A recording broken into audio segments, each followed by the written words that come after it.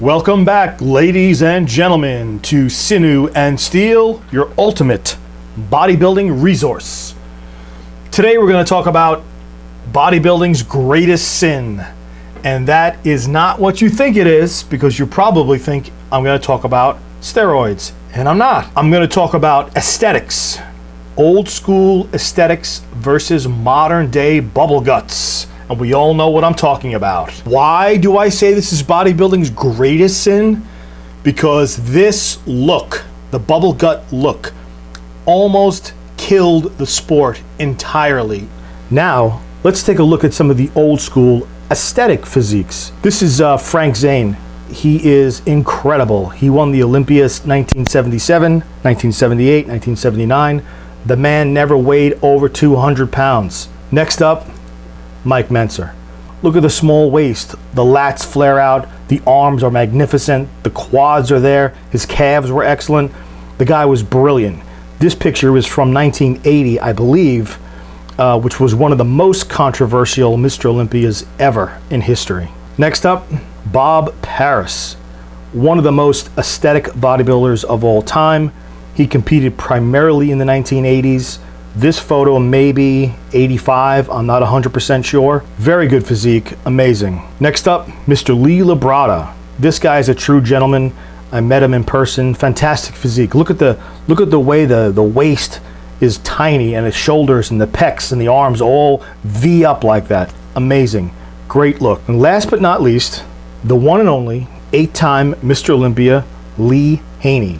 I met him back in 1987 or 88. Now this man set a standard back in the 80s. He was the biggest guy at the time to grace the stage. He was somewhere in the 245 range. I'm going to say he was the last of the old school bodybuilders. His era was the last.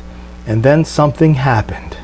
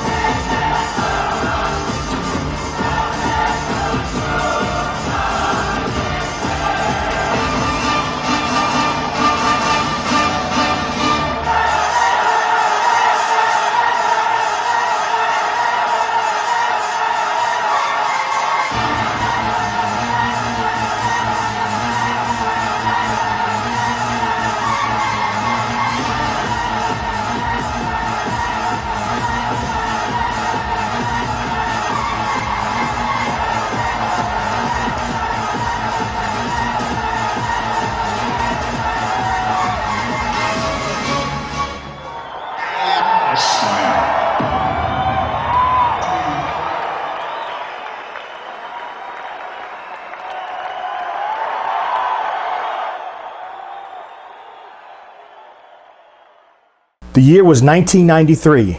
Dorian Yates came in an unbeatable condition. I first met Dorian Yates in 1994, and I can tell you from first-hand account, the moment I saw this man, my jaw dropped and hit the floor. He was enormous, enormous. The biggest thing I've ever seen in my life. Ripped to the bone. hard as a rock, shredded. This guy came in a shape that I don't think anyone could have beaten him, not even Lee Haney. If Lee Haney was the last of the old school aesthetic bodybuilders, then certainly we can say Dorian Yates was the one who ushered in the era of the mass monster.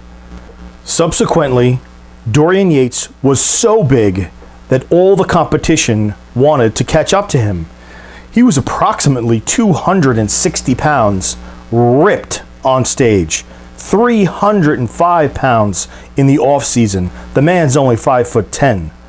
This gave rise to the mass monsters, and subsequently the gigantic bubble guts came along with it. And that is when and where we lost aesthetics in bodybuilding. That is bodybuilding's greatest sin. Don't forget to hit like and subscribe. Thank you.